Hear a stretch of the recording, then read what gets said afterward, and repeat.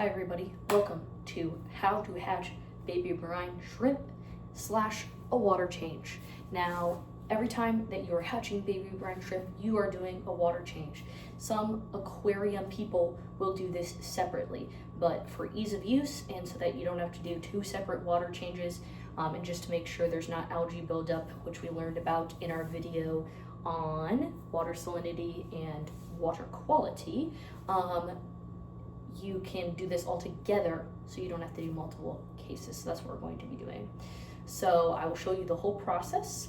You should have watched a video also about the geography of a tank, so you know what I'm referencing when I talk about that. One other side note is that for water quality, I've shown you how to use a refractometer. Now, for this, I will be using and checking the salinity. You probably don't have to do this every time, but because we are doing a water change, it is nice to just make sure that if things are off in the tank, you can check the salinity. So there you go. Now what we're gonna do is we're gonna go over the things you need for hatching baby brine shrimp. All right, here are the things you need. I will not be going into graphic detail of what we are gonna do with them because I will show you.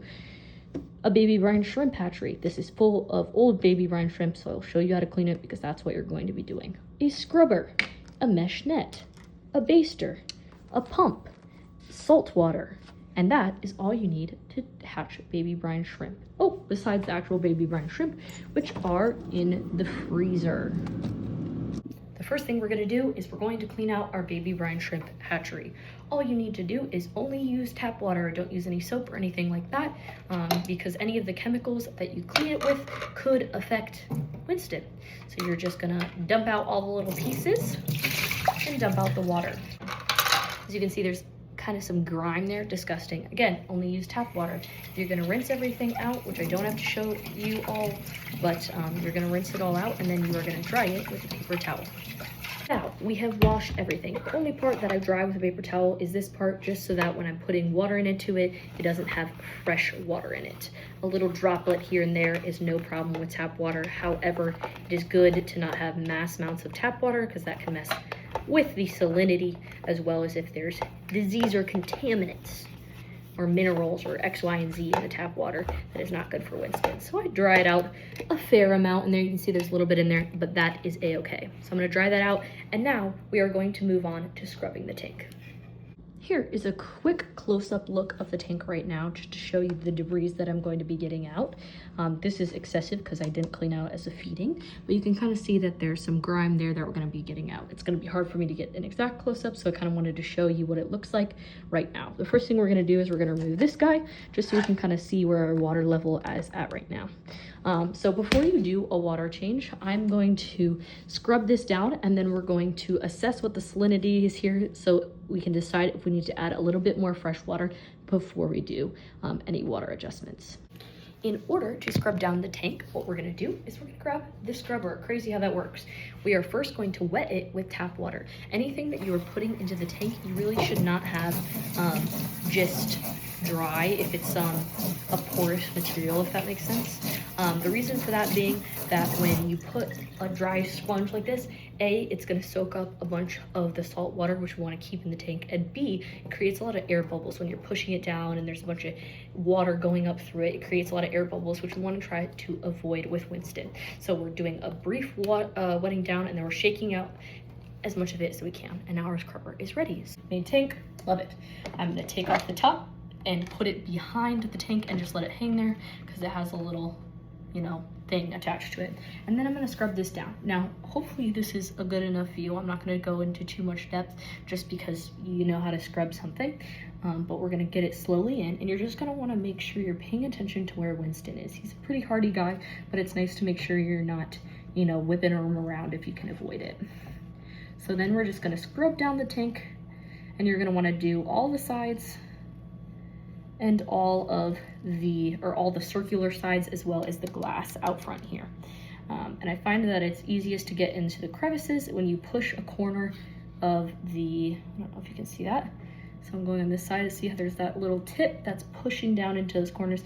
That's the easiest way to get this clean. Now you can also do this with the blue scrubber that I'll have in my little, toolkit. So you can also do that. That sometimes is easier to get into the corners. Now, main goal that you're gonna have when you're doing this is just get most of the algae out of this. So basically what we're doing is we're scrubbing down all this, letting all the gunk get stuck to the bottom of it, into everything, so that when we take out water, we're taking out the gunk and not just the good water. And that helps to maintain our water quality. Okay, so I've just finished scrubbing the tank, and so what I'm gonna do in order to get this out is that this is gonna drip a lot. If you can see that up there, it's dripping a lot. And so I'm gonna hover it above the tank, just so it's not outside, and then tip it upside down, and you'll notice a lot more comes out. So that'll be a good way to make sure you're not dripping all over. And then you're done. So you're gonna go back to the sink and wash this with tap water, so you don't have salt water sitting on the scrubber while you are letting it dry. So I'm just gonna quickly rinse this down, nothing crazy, and then we can put it back to where we got it from. And that's all we need to do for scrubbing the tank down.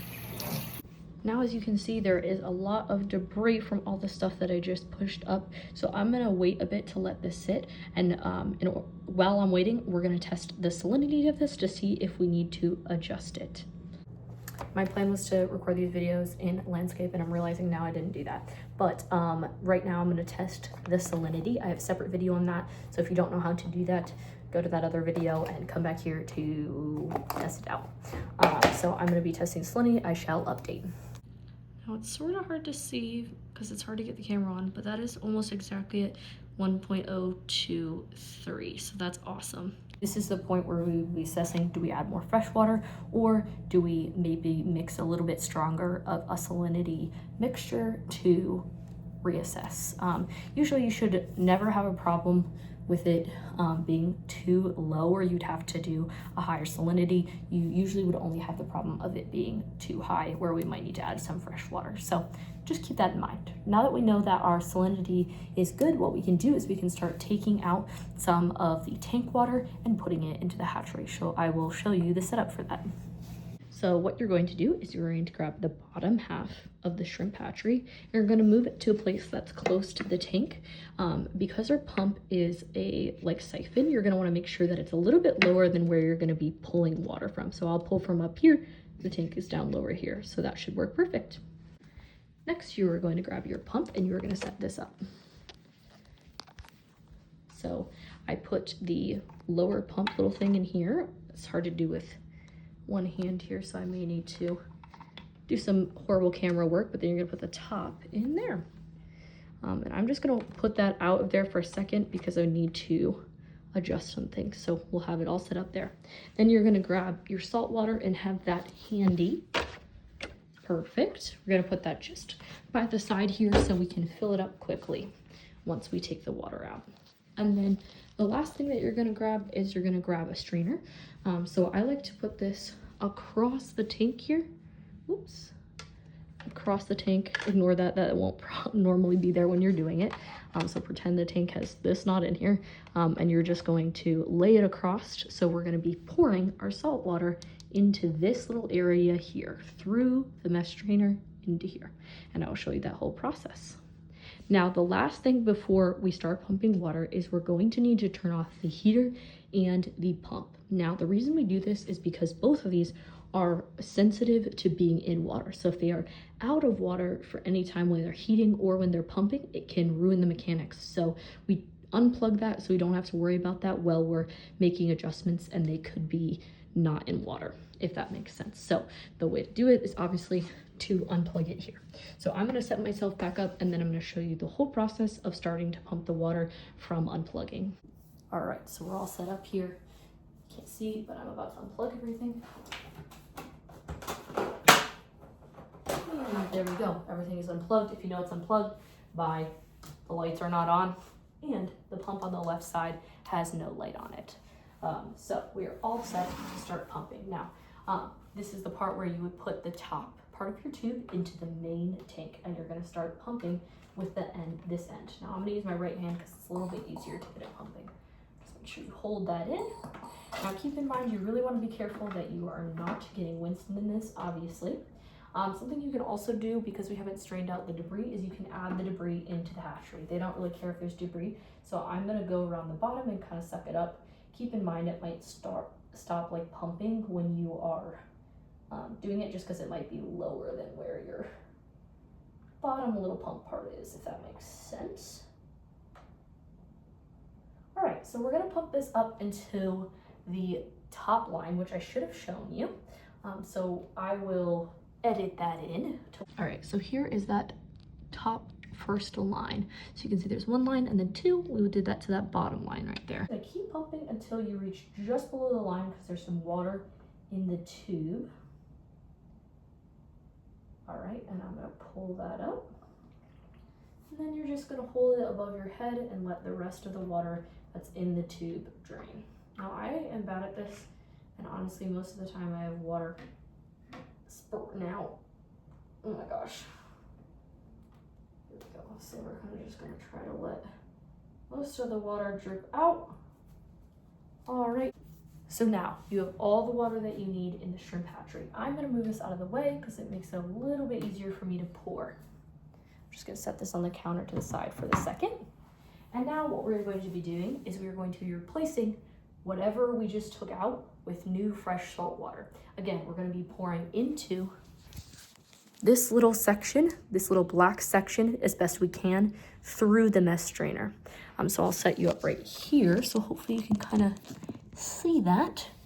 All right, so before we start pouring, we are gonna plug it in because you can't see the min-maxes if it's not pumping. So we're gonna plug it in and relatively quickly start pouring. It's okay, just it takes a second to readjust, but I like to start pouring so the pump doesn't get out of water. So I'm gonna take the cap off my salt water so I'm ready.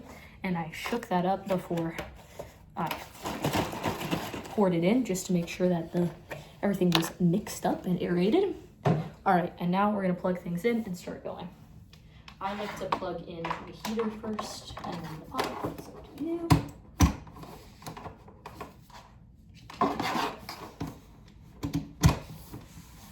Now the flashing lights will go. That really irritates me, so usually I'll turn that off just because it's kind of low-key stresses me out. White, perfect. And then you can kind of see in my tank, Winston is down at the bottom. He kind of gets stuck a little because the flow isn't there. No, do not fret. All right, and then I'm gonna I don't know if you can see that, but you can kind of see the water going down. So it's right about here. And once it gets towards the middle to the minimum, or in the middle between the minimum and the maximum, I start pouring it in to the top. Now you're gonna get some in the little crevice next to the black tank. Oh, you really can't see that. Oh shoot, well, I'm gonna have to keep pouring. Sorry guys.